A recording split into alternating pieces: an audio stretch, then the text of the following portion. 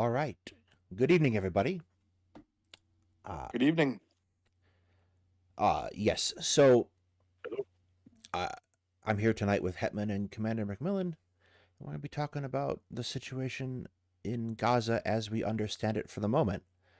However, because news is tricky at the moment because of the blackout in Gaza, I thought we'd first start, and the commander recommended that we first start with talking about kind of what is Hamas, because people are kind of unclear on that, and like a little history of the group. So to start, I think we're going to go back in time a little bit to 1928 in Egypt, where an Egyptian schoolteacher founded what has become known as the Muslim Brotherhood. And the Muslim Brotherhood was a kind of a political, well, not initially political, but it was initially a charity organization dedicated to a pan-Islamist ideology, so that it's belief that all Muslims and all should be united under a single national banner. And they got into politics, and it is a group that has been around in the Middle East for quite some time. It is spread prolifically, and it has a lot of offshoots, which is ironic for a group of pan-Islamists. But one of those offshoots is Hamas, which emerges in the 1980s as a offshoot of the Fatah ruling party of Palestine. So these are two different groups. Fatah controls the West Bank, and ostensibly controls the West Bank. In reality, Israel has pretty effective control over it. And Hamas is the organization that has emerged to control Gaza after the 2006 elections in that region. And for those of you who don't know, the PLO was the armed wing of Fatah. Yes. There is not inconsiderable rivalry between Hamas and the PLO and the Palestinian National Authority, which is controlled by Fatah. I think it's worth mentioning that Israel itself gave at least tacit support, if not some actual physical support, to Hamas as it began to emerge as a separate entity from counterbalance Fatah. Right. They wanted somebody who would counterbalance Arafat, who was still talking about armed resistance. And they thought that that's what Hamas had the potential to become, was the non-violent resistance group. This hasn't worked out well historically. Hamas itself flares up in conflict with Israel once every 2 years, give or take, and the size depends. But like the big one is the Second Intifada, which takes place from like early 2000s to early 2005, where a large armed resistance to Israel pops up in the West Bank and Gaza. The West Bank is largely a result of Fatah's armed wing, but Gaza is under control of Hamas, and this Intifada is a massive fight compared to the first one, and around 1,000 Israelis between civilians and soldiers die, and a good 2,000 to 3,000 Palestinians are killed over the course of 5 years. And the end result has Gaza, the IDF and the Israeli settlements in Gaza are withdrawn at the end of this period, around 2006, and Hamas takes control of the area. So this is the key event that sets up kind of this reoccurring conflict. And then every about 2 years or so, Israel gets fed up with Hamas firing rockets out of Gaza and conducts a ground operation into Gaza of some description and does some bombing missions, almost all of which result in at least a few people getting killed. Except for 2016, where they decided to take a break, which is fine because between Trump and the Cubs winning the World Series, we already had enough on our hands. And that led into... I think it's also one other thing, which is that when Israel did withdraw the settlements from Gaza, they didn't coordinate with Fatah when they did it. So Hamas seized on that as an opportunity to say, look, our argument of armed resistance is working. If we all behind, or if everybody gets behind us, this will give us power. And that's what sets up, in large extent, 2006. Yeah, there is a the retreat from the settlements in Gaza was incredibly unpopular with Israel's hard right factions. Yeah. It was, and yeah. it ended up being very unpopular with most Israelis because of how it was conducted. Yeah. It was chaotic. People felt like they had their homes taken from them, which is a very reoccurring theme as you go throughout the history of the region. It is kind of like you could describe this entire thing as the worst real estate deal of all time. So, like, it's a very consistent theme. Like, a lot of antipathy was created in Israel towards the process of letting go of the settlements, uh, which feels, at least on a certain level, not wanting to go further. For example, in Area C uh, and Area B and A over in the West Bank. And the continued expansion of those settlements has become incredibly popular. And the other half of this is having Hamas play off of Fatah has been very helpful for Israel, and particularly people like Ariel Domestic Sharon, politics. yes, and Benjamin Netanyahu, in keeping domestic politics working for the Israeli far right. So there is a degrees to which why I have said in multiple occasions prior to this that Hamas and Likud, the ruling party in Israel, are somewhat dependent upon one another. Very true. To kind of stay in power. Like Hamas needs the conflict just as much as Likud needs the conflict. Which, makes one wonder what, if the goal is to completely eradicate them. Yes. So I guess we can kind of get into what has happened. At least as far, this is going to be a lot different than our Ukraine stuff because there's a certain degree to which Ukraine has been a very public war. We've gotten a lot of information. We have a lot of access to people in Ukraine who are speaking. The same is not necessarily true for us here in Gaza this time. Israel opened this entire offensive by blacking out communications, particularly the internet in Gaza.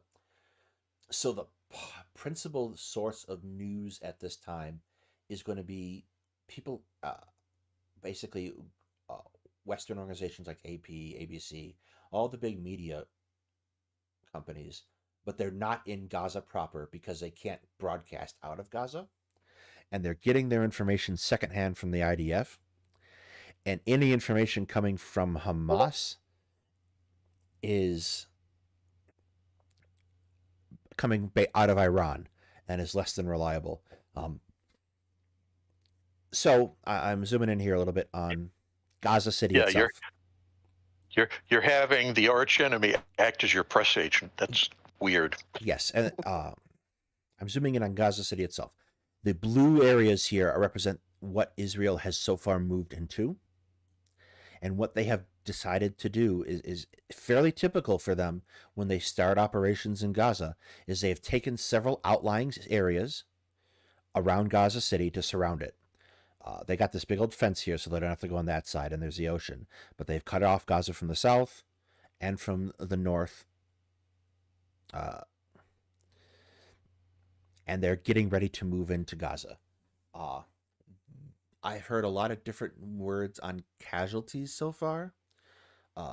Yeah, that's one thing that I am unsure of either. I've heard, some reports of actually the IDF taking substantial casualties.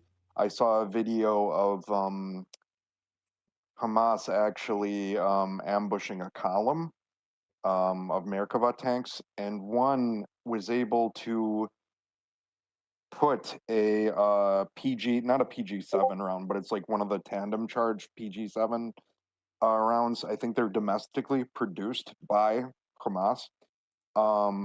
he was able to put it, like, he ran up to the tank and put it underneath the trophy system, and it had a detonator on it, and he blew it up, and then they were able to engage the tanks. Really ballsy move. I was completely shocked by it, but what really shocked me is that there were no um infantry around the Yeah. tanks, which is not usually Israeli doctrine. Usually they definitely support their armored Well, vehicles with infantry. rule I am number one of amazed. anybody fighting in an urban environment is armored vehicles need to be accompanied by a strong infantry contingent. Yeah, I feel Of like between course, the Ukrainians and the Russians and the Israelis, everybody needs to take a stand down. We all need to get together and watch a PowerPoint on basic armor doctrine again, so that we all get on the same page, because this is getting embarrassing. I saw the same video. Uh, I will say that from the perspective of the video itself, I was I noticed that there was, at least in the background of it, a lot of sand being kicked up, which made me think that this was a platoon, because I counted another 2 or 3 vehicles in off parts of the shot. This was a platoon on the move. But I hesitate, because this video is done by Hamas, and there's very clear like editing being happening on it, because they're pointing out, for example, it stops and it focuses in on the improvised explosive that the Hamas fighter uses. Like, there's very clear editing. I don't want to say that I think this is indicative of what's happening. The IDF has Yeah. reported around 20 to 30 casualties, give or take source. And that might be very accurate. For example, if you put that thing on the tank, the crew might have been able to walk away. Um, oh, I'm sure that the crew survived that. It looked like it was intended to attack the active countermeasure system. Yeah. Um, I have seen though that some of the casualties, like actually there's a high-ranking officer, a colonel. Uh, these are from their armored brigades, so obviously it's been some of their armored units that have been being engaged, and this is where they're suffering from attrition.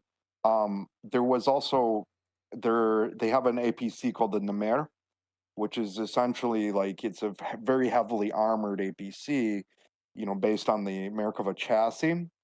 And one was hit, and actually they had all of the I don't know if it was a platoon size element, maybe a section, but everybody was killed in that vehicle. I can try to find that I can't tweet. imagine you stuff a platoon, an entire APC. I'm pretty sure it's just a No, squad, you get a No, squad in there. or a half yeah, squad, depending on the size of the vehicle. Yeah. Uh, the So other thing to point 6 to out, 10. leading up to this, and I didn't want to do too much on this leading up to it, because we didn't know what was happening yet. Um, Hamas was making runs at staging grounds with drones too, like the same way that Ukraine and Russia have been making use of drones, which just further cements the concept that drones are going to be the future, a very critical part of future warfare. Absolutely. The other things to note is what we don't know about casualties. We don't know how many casualties Hamas has taken. Mum has been the word. We do know that Israel has reported a great number of strikes inside Gaza itself, both in the north and the south. The humanitarian situation continues to deteriorate. The UN is Now looking at your map here, I wanted to point out something. You see that lower light blue swath cutting across Gaza. yes, That's right at the edge of what's supposed to be the differentiation between the north get out zone and the south, you guys can stay here in relative safety zone. Except the IDF is shelling crap out of the southern zone, which is supposedly safe for the civilians to be in. So it's, relative safety, I think, needs to be expressed here. yes. The other problem is that this area, approximately half of all the hospitals are no longer operational. Yep. The ones that are operational are horror shows in terms of services they can provide. I've also heard too that they've run out of food for a lot of the strip, They are out of food. and actually bakeries are And water. yeah, They have yeah. no sources of clean water because there's no electricity. They're running out of fuel to operate any kind of generators they might have. The situation in South Gaza, it cannot be considered safe by any means. Yeah, and if you reorient the picture to show the northern portion again. No, that's the southern portion of Gaza. This is where the we have keep all of going. Gaza. Here's we go. Northern Gaza. Gaza City. Northern Gaza. No, okay. More north? Okay. North? Yeah, there we go. Yeah, right on the border. So you have basically 3 drives that the Israelis are conducting. The one that cut across, there's another one coming down the coast, and the effort there is to completely seal off any means of being able to get supplies in even by sea. And then you have what looks like the primary drive into Gaza City, which is the one that's coming from that the northeastern corner. Yeah, Titan mentions, yes, they were bombing 3 hospitals simultaneously this afternoon. Yes. Yep. Can Commander McMillian speculate about whether and how this is likely to be taken back to Israel other than missiles? We can try. Hezbollah was not terribly helpful today in explaining their rationale, but we can certainly try. All right. Well, I'll go up north to the north part of Israel because that's where we're going. Yeah, I think that's the other thing to realize is that the war is beginning to expand out of just Gaza itself. We're getting cross-border shelling by Hezbollah up along the Lebanese border. We're also getting some artillery going around in the Golan Heights region, whether that's Hezbollah or the actual Syrian military. I haven't seen any call on that. The Golan Heights probably is here. Kind of, probably indecipherable as to which round is belonging to who as it speeds past you. So Lebanon and Israel have a long and tangled history.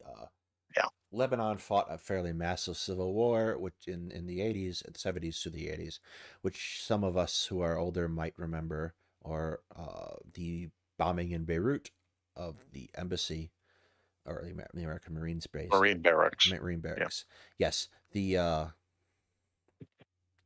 Lebanese Civil War is incredibly complicated, but needless to say, there are a large number of organizations in Lebanon who dislike Israel, principally because Israel involved themselves in Lebanon's wars in order to harm the Palestinian Authority's ability to operate in Lebanon. So there's a large group, Hezbollah, who is not necessarily friendly to Hamas, but they dislike Israel more. And then Lebanon is kind of the staging ground for anyone who wants to make trouble in Syria or Israel without necessarily being in Syria or Israel. So anyone Iran is funding and pushing into the area, there is the potential that Hezbollah or other Iranian-backed groups will join the fighting in northern Israel against the IDF while this is continuing. That's functionally what Hezbollah's leaders threatened today. I have a question for both of you because I didn't do it yet. I haven't watched it yet. But have either of you seen the speech of Hassan Nasrallah today? From what I've heard, he, there was the expectation that today would be an open declaration of war against Israel, but it was actually, he was very ambiguous in the speech. Yeah, there was no open declaration. I read the transcript. I didn't watch the whole speech because I have been trying to do 5,000 things today, cleaning house and whatnot. But I read the transcript, and I had to do some writing for someone else. It was a pretty standard Hezbollah level speech where they basically threatened that they might make the war wider, and no one was particularly impressed as the fieriness of the rhetoric.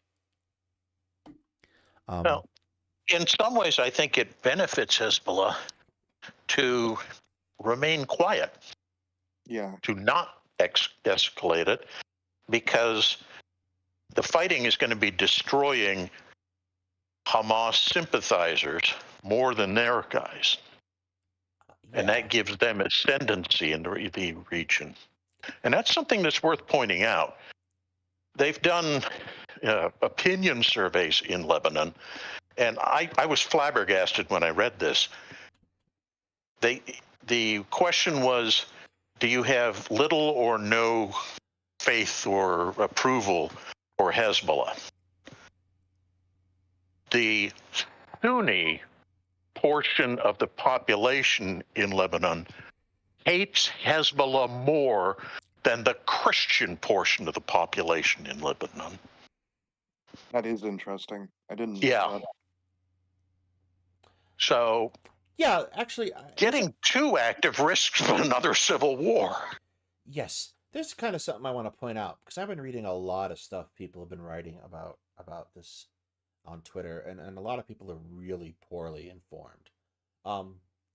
There are Christians living in Israel as Israeli citizens, along with Arabs living in Israel as Israeli citizens, and there are various Christian groups living throughout the Middle East. Like I don't think people seem to grasp that too often. Like Lebanon is I think percentage wise is the largest Middle Eastern Christian population currently. That's because And everyone I else got believe killed. I believe that the core of the regular Lebanese army, which is actually has less strength than Hezbollah's armed wing, is Christian and Sunni, I believe. Yeah, Lebanon as a country itself is kind of a country in name only at this point, because it's been so thoroughly torn apart by civil war, and no one's been able to put it back together. The other thing to keep in mind is another thing I saw a lot of, and this is frankly untrue on any level.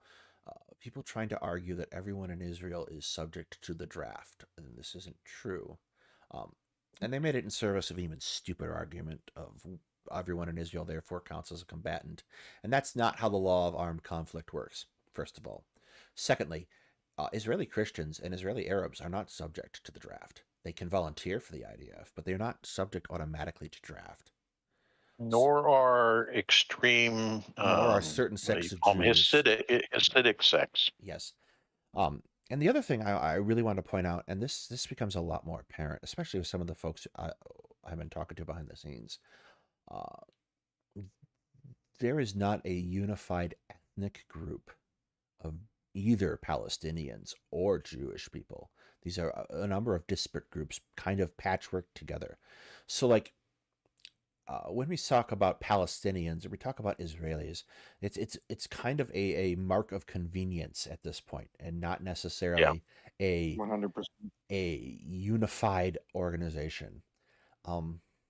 So the concept, and that gets really complicated really fast when talking about this, because there's obviously a faction of Israelis who are very invested in the concept of a Zionist Jewish state as an ethno-state. And that is on its own, that is extremely problematic. The early Zionist movement is overwhelmingly Ashkenazi, so actually Eastern Ashkenazi, so East European Jews from Slavic countries, namely Ukraine, Poland, some of the Baltic countries. And this is kind of your core founding group of the Israeli state. Right now in Israel, actually, much to the chagrin of that group, the largest Jewish ethnic group are actually Mizrahi and Sephardic Jews. So they're all of the Jews from the Middle Eastern and even North even African that countries. is a really fraught category, because it basically includes a whole lot of disparate sub-ethnic it's a too. big umbrella term for sure. Yes, it's like, so like this is like to drill down on this like ethnically is fraught, to say the least, because there's a lot of different groups. There are some Mizrahi Jews, for example, who are not popular with Likud. and have been exiled from the country. It's a The lot of Ethiopian Jews, of course, are very heavily discriminated against. yes. Yep. There's a lot going on in Israel at any given At the time same beyond just Palestinian versus Israeli, and they have a lot of things to sort out before they're even remotely a functioning country. at the same time, I do want to add, though, that when a threat like Hamas appears, when an event as big as October 7th happens, you do see a lot of unity with all of them, because they do have one identifying characteristic, that they were all persecuted as Jewish ethnic groups in the countries that they resided in.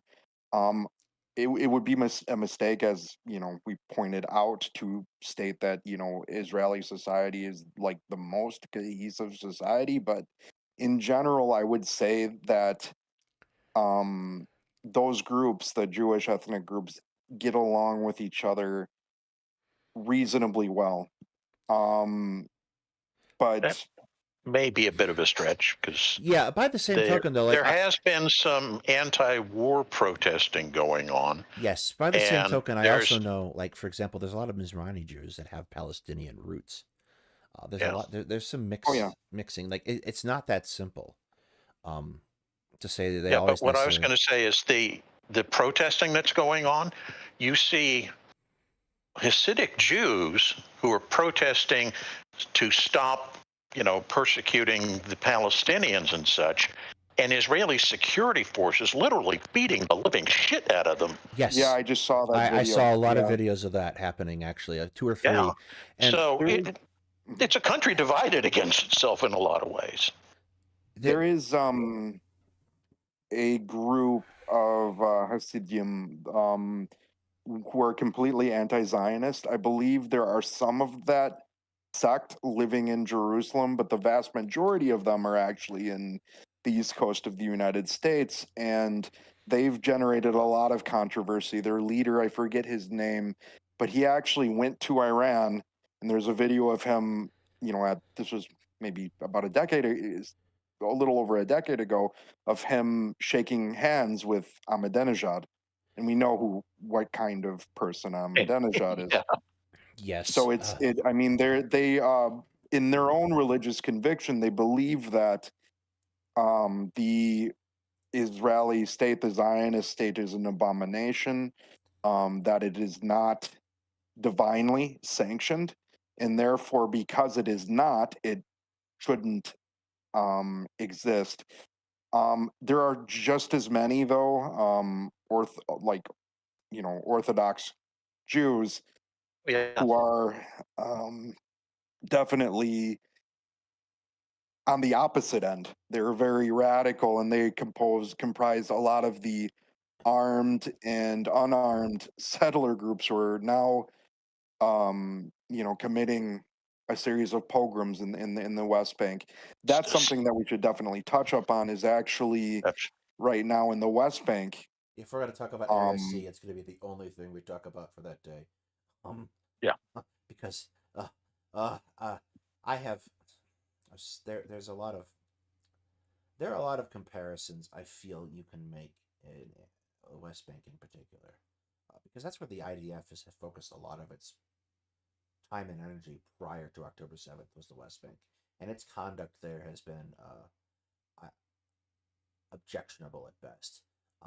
But the settlers have also not been a treat either. Uh, the one of the people again and again I hesitate to make too much to extrapolate too much from this. One of the individuals we speak to on Twitter pretty routinely, though, about defense matters, um, and I appeared with them actually that's the Sunday of this thing occurring, brought up that they feel like the IDF is in a lot of ways unprepared for this, and that might very well be true. To kind of get back to Gaza a bit, there have been a lot of airstrikes and artillery strikes being levied at locations that Israel claims have tunnels um, underneath Gaza that the Hamas is using to conduct operations from. To be perfectly clear, there are tunnels everywhere in Gaza running every which way. Uh, the problem I have with this is we have a very long set of historical data and military history and analysis on tunnels. Tunnels are dug because they work. They're very difficult to blow up from the surface, to the point that, accepting special munitions, you won't blow them up from the surface, which raises a whole lot of problems with some of Israel's strike missions, for example, around hospitals or around the refugee camp that they struck twice in two days in a row.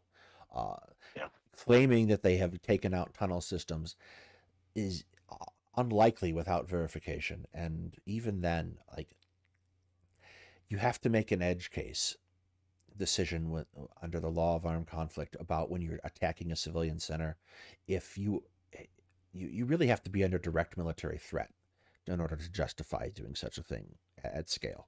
So there's a lot to be said right now that Israel's conduct right now in Gaza is really, really troubling. Oh, very much so. Which is not to say that Hamas is justified at all. I feel like I always have to put this caveat out there, because whenever we have this discussion, but like, this is the kind of thing, like for example, the United States, when we were conducting drone strikes, or still when we conduct drone strikes, one of the people involved in making the decision to fire ammunition is a lawyer, who makes a determination based off of international law whether this is an appropriate shot or not.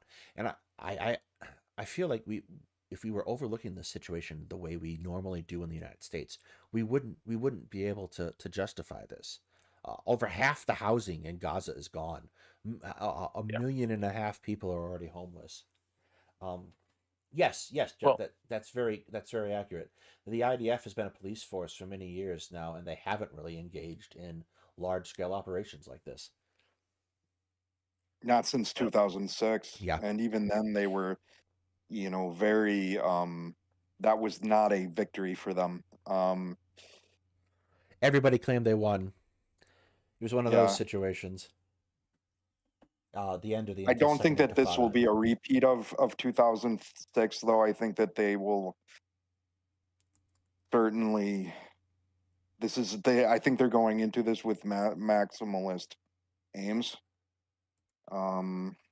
Whether or not they're realistic in the long term, that's to be decided. But yeah, I think that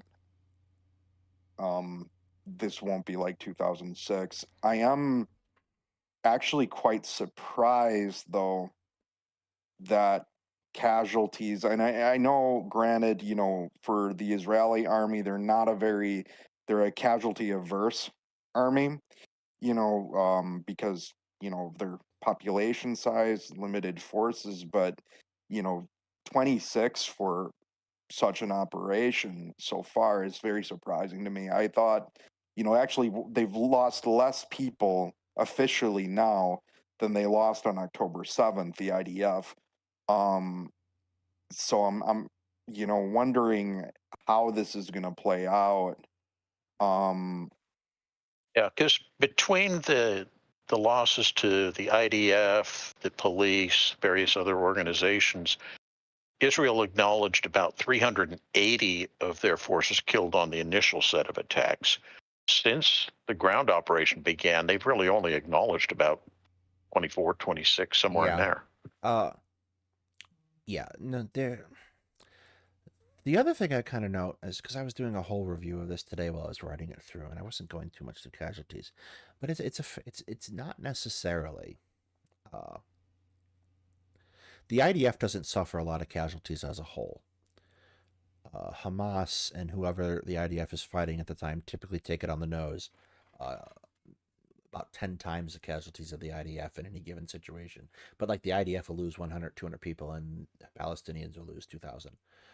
It's not the kind of scale that people who study European warfare are used to. It's also shows the difference between the IDF in terms of its probably tactical capability versus an army like the RF, the Russian army. Because even when they've fought against well-equipped irregular forces before, like in Chechnya, or even with the Soviet armed forces in Afghanistan, their casualties have been historically a lot larger. Yeah, there is, I think, a kind of I'm gonna go out on a limb here and talk a little bit, yeah, and then you both can yell at me afterwards. There is a conception that the Israeli army is kind of excellence par none because of their military record. And I won't deny that it's impressive that they haven't gotten eaten up yet.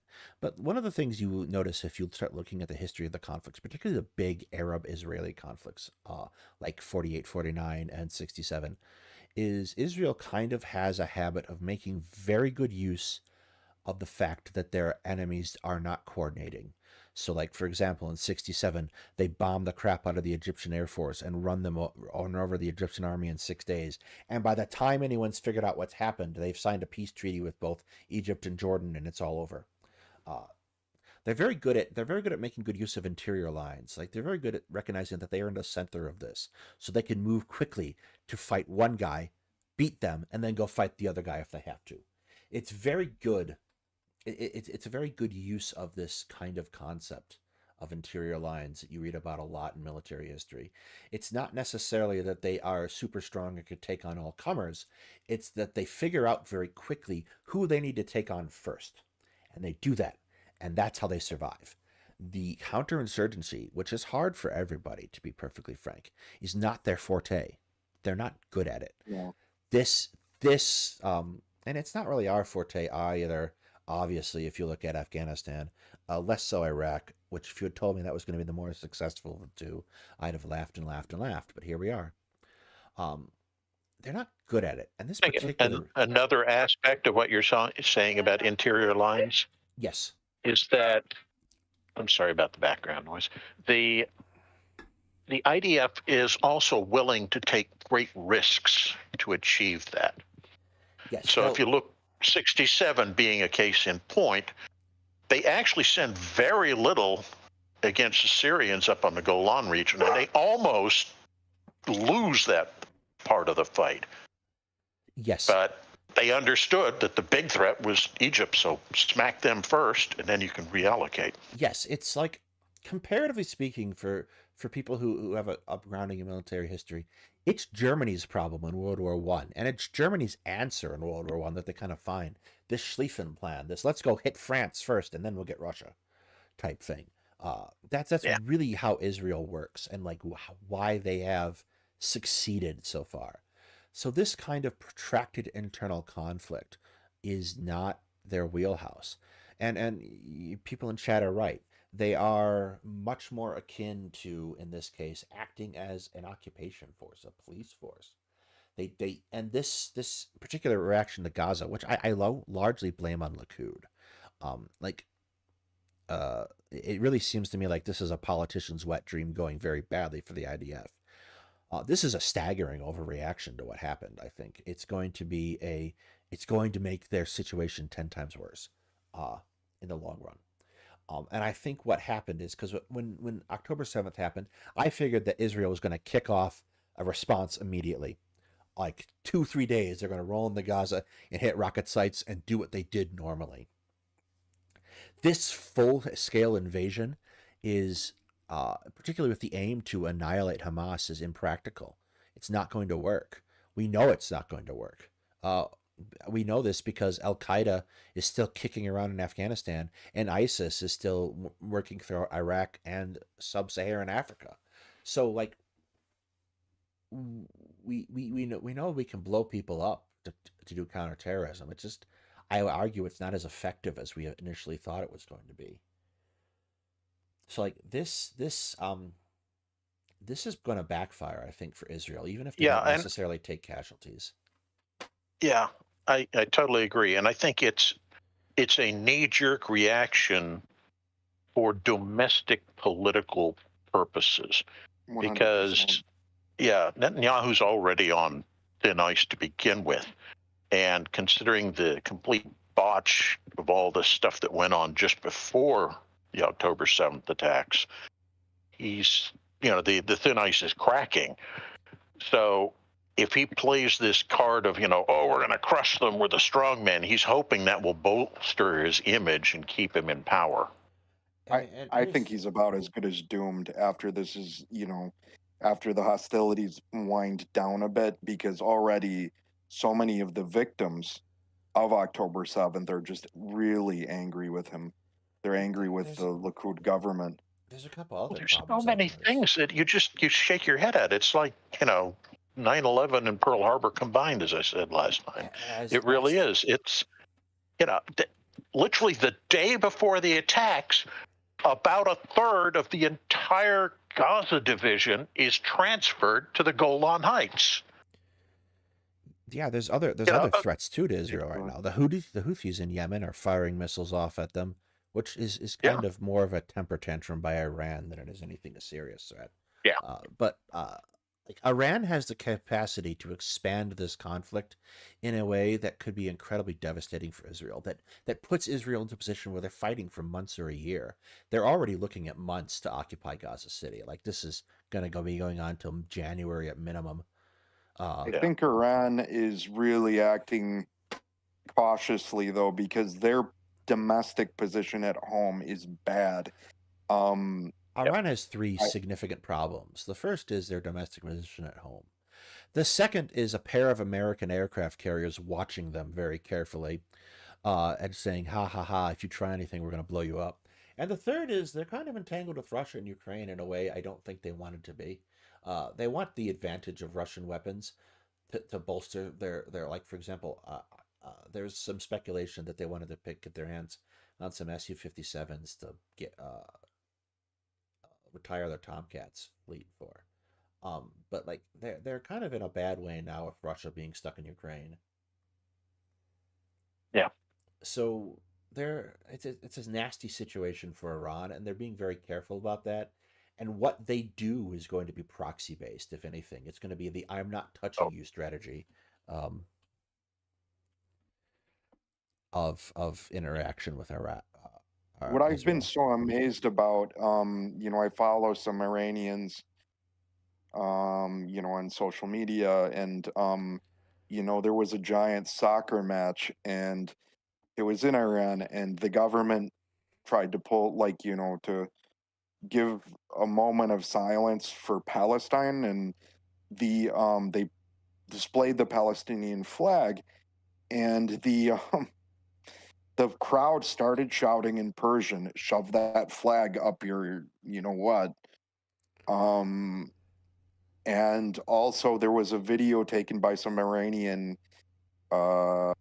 teenagers where on some of their streets and boulevards, there's, on the sidewalk, there's like basically American and Israeli flags that people have to step on every day. So it actually showed them walking around, around without stepping on either one. And it's interesting. Iran is, prior to the revolution, it had actually, of all of the Middle Eastern countries, even more so than Turkey, the closest relationship with Israel. And there were actually something like 70,000 Israelis living in Iran, not just like Persian Jews, but Israelis there to help them with their infrastructure projects. And and then they're, all the way back to biblical times, there's a sort of a closeness between Persians and the Israelites. In fact, the King Cyrus or Koresh was called Mashiach, like actually the first Messiah in Judaism, because he liberated them from Babylon. So it's interesting. I'm not sure that they're acting very cautious because of, I think that they're worried about their position at home. Just recently, another Iranian woman was she was beaten by the police for not wearing a hijab. She was put into hospital. She went into a coma, and she just recently died. And this has people on edge throughout the whole country. Yeah, I'm kind of fortunate because I actually have an insider in my ex-girlfriend is Iranian, and I'm still pretty good friends with her, and her sister always, her sisters and relatives are always telling her what's going on. So it's interesting. I kind of have a little bit of an insight onto Yes, what's to answer going your on. question, Titan, Iran does have a strong armaments production capability, but not necessarily advanced things like planes and tanks. The other half of this is worth mentioning that, like, Iran has been going through a prolonged period of civil strife, about 3 or 4 years worth, where they're kind of riding the edge of what I do to enforce the Islamic Revolution versus uh, what will cause an uprising against us. And they're trying to balance it. The Ayatollahs are trying to balance this line um, very carefully, and they're not doing well. Um, there's a chance that Iran gets added to our bucket list of things we have to do monthly updates on in very short order, just Yeah. because I of think how. Iran, unless it could have its own sort of Khrushchev moment where it kind of is forced to reform in some ways. I mean, it's already kind of doing that. But yeah, I think that it could easily become a civil war in the future. The most alarming thing, of course, is you have, two distinct militaries in Iran. You have the, Revolutionary Guard, which acts as their sort of Praetorian force, and then you have the regular armed forces. You actually have Um, three. You also have the Basij. Yes. oh, the Basiji, yeah, I forgot about them. Yeah, so it's three-way. And the other thing people don't realize, the Revolutionary Guard is as much a criminal syndicate as it is a political organization. Probably 80% of the cross-Gulf smuggling traffic is run by them in both directions. That makes total sense. Yeah, Yeah. it's Yeah. And I know for a fact that the government only has tenuous control over what the Revolutionary Guard does. yeah, the Revolutionary Guard They're is they're their own masters, basically. kind of everyone's problem. Mm-hmm. They were producing drones for Russia, Titan. However, Russia got the specs and started making their own suicide drones. So that's fun. They're also making new ones now that are lighter and use less stuff because they have less stuff. We'll do Ukraine probably next week. It's a thing. There's lots to talk Yeah, about there that's a too. definitely we got to do that. It's certainly an evolving situation. I want to get back to Israel real quick and talk about a certain phenomena that I think is really underappreciated by a lot of people talking about this. Um, Israel pushes hard on propaganda. And Hamas does too, but Israel, you see Israeli propaganda here in the States a lot more. So there's a degree to which I think needs to be talked about. And I was watching Food Shops last night cover a WIC panel on Israel, and the WIC panel had no one on it that was really terribly informed on the issue. Um, and they kept coming back to this problem of the posters and the posters getting torn down.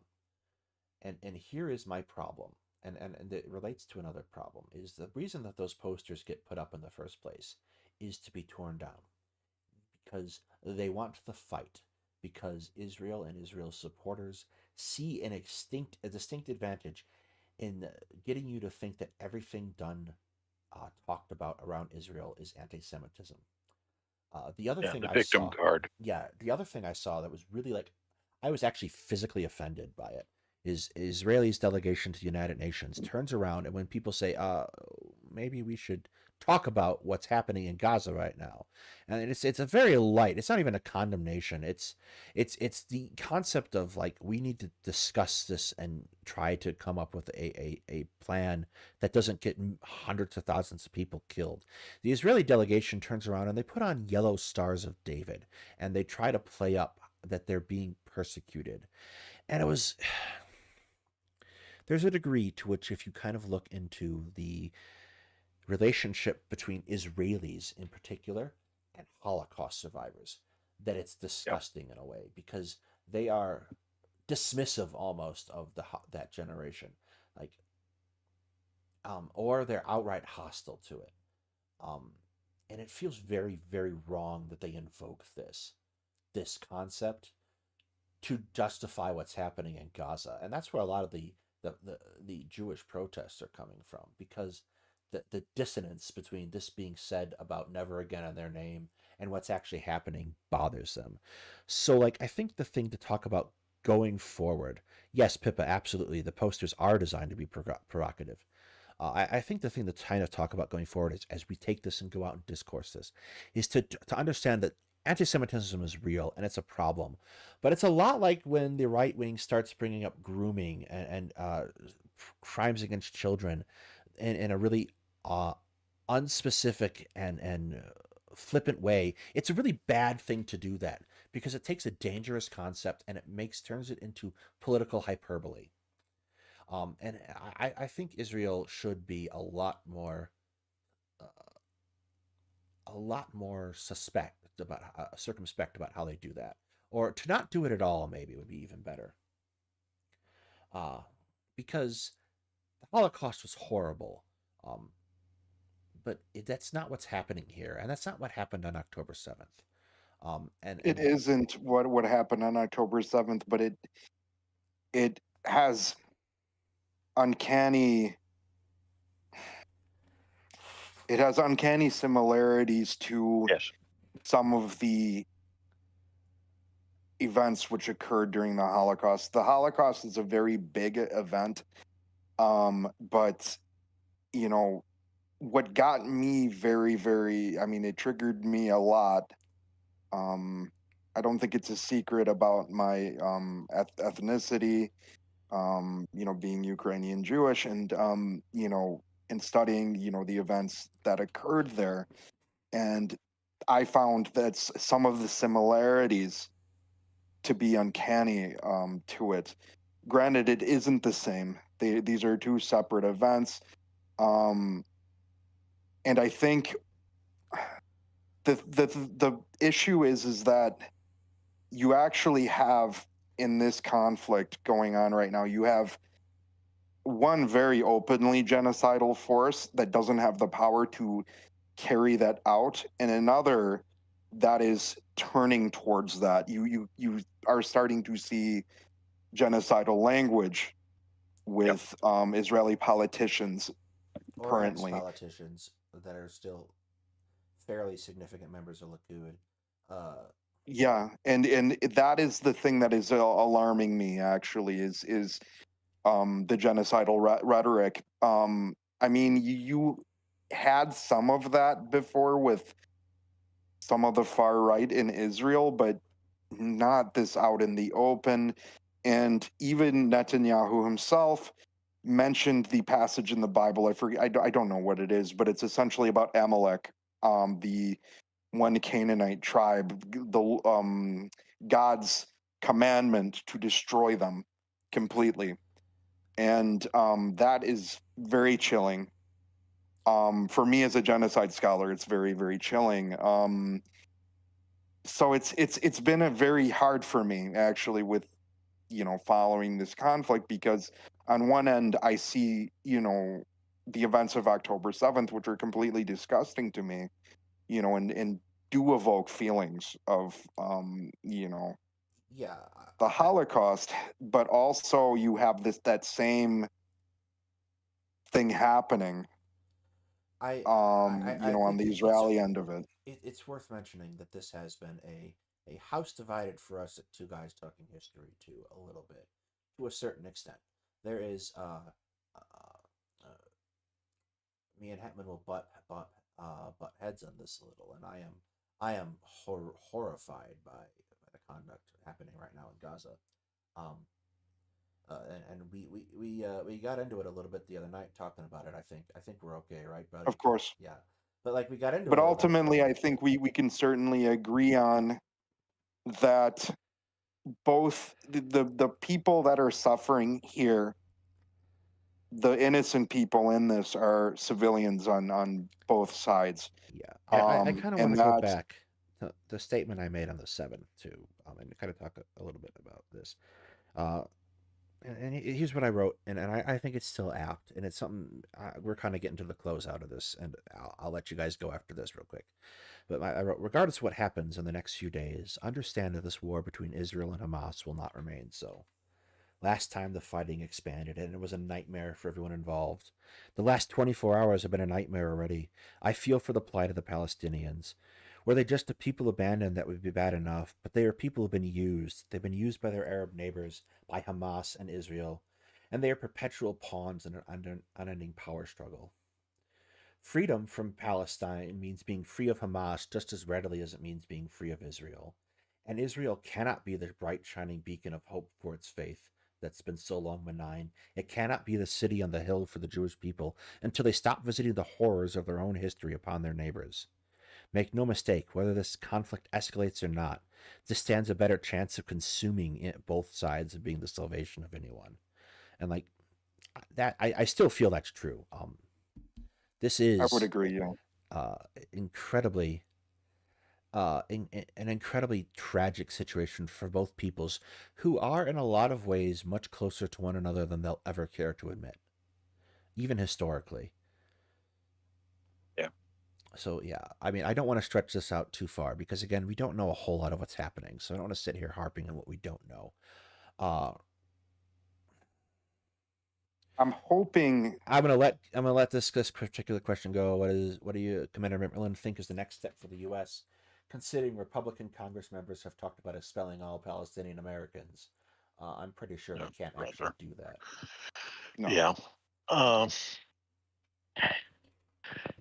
That goes exactly to what you were just saying. It's the struggle in the Middle East to, and when I say struggle, it's not, for Palestinian homeland or anything so much as it's a struggle to finally put this nonsense, this horrible nonsense behind you.